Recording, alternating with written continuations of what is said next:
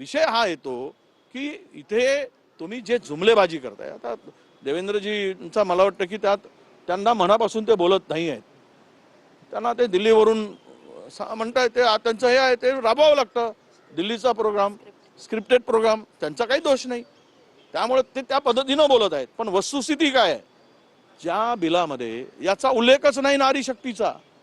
नारी शक्ती वंदनच नाही, तरी हे चंदन फासून पूर्ण महाराष्ट्रामध्ये काल पाहिलं ते महिलांचा आक्रोश. कुठे आहे तुमचं नारी वंदन? ज्यावेळेस तुम्ही इव्हेंट करताय, हे जे जुमलेबाजी करताय, हे सगळे ढोंग करताय, तर हे महाराष्ट्रातील, आणि कालचं एका चॅनलवर पाहिलं, मी नाव नाही घेणार, ते पाहिलं किती टक्के लोकांनी त्याला समर्थन दिलं.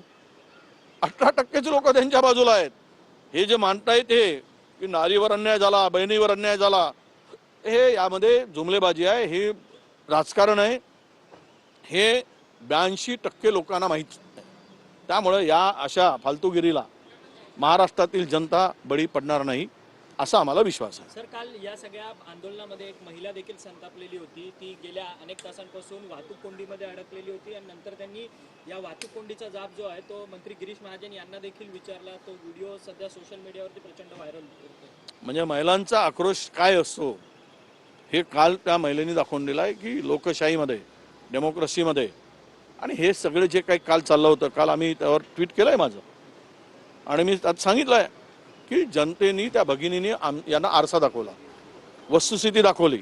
तुम्ही काय 10-20 महिला गोळ्या होऊन तिकडे हे करताय, नारी शक्तीच्या बोंबा मारताय, त्या सगळ्या गोळा केलेल्या, आणि तुम्ही त्यांच्या मनातूनही तो आवाज निघत नव्हता.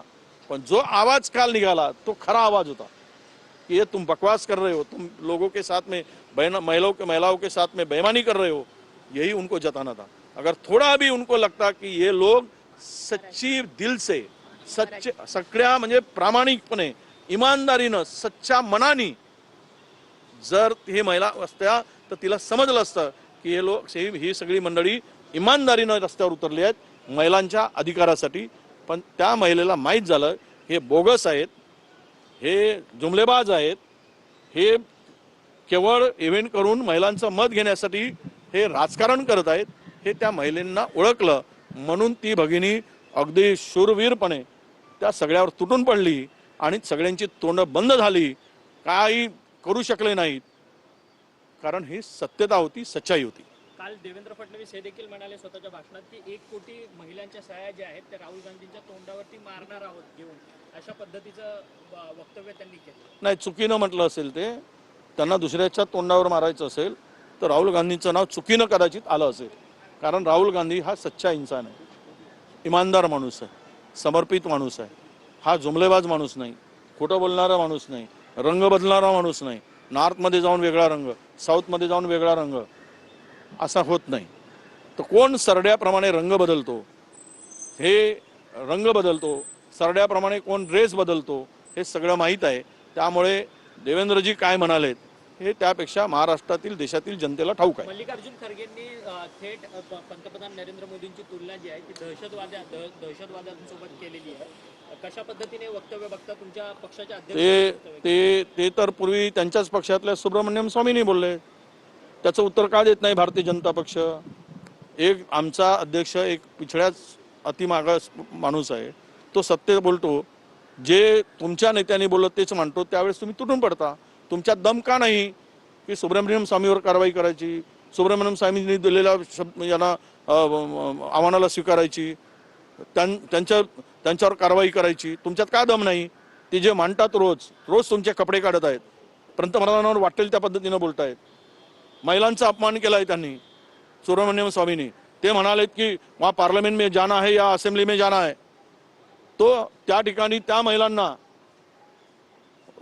प्राईम मिनिस्टरकडे जावं लागतं, इतके घाणेरडं बोलतायत, महिलांचा अवमान करणारे. तर त्यांच्यावर का कारवाई भारतीय जनता पक्ष करत नाही? आणि इकडे मात्र एक मागासवर्गीय नेता सत्य बोलतो तर त्याच्यावर तुटून पडतात. म्हणजेच याचा अर्थ भारतीय जनता पक्ष ह्या संधी साधू आहे हे सिद्ध झालं. भाजपचे मंत्री आहेत नितीन गडकरींनी एका कार्यक्रमामध्ये वक्तव्य केले की दिल्लीमध्ये भाऊ भाऊ म्हणून एकमेकांचे पाय खेचले जातात आणि माझा देखील एखाद्या वेळेस दिल्लीमध्ये डुप्लिकेट आणतील अशा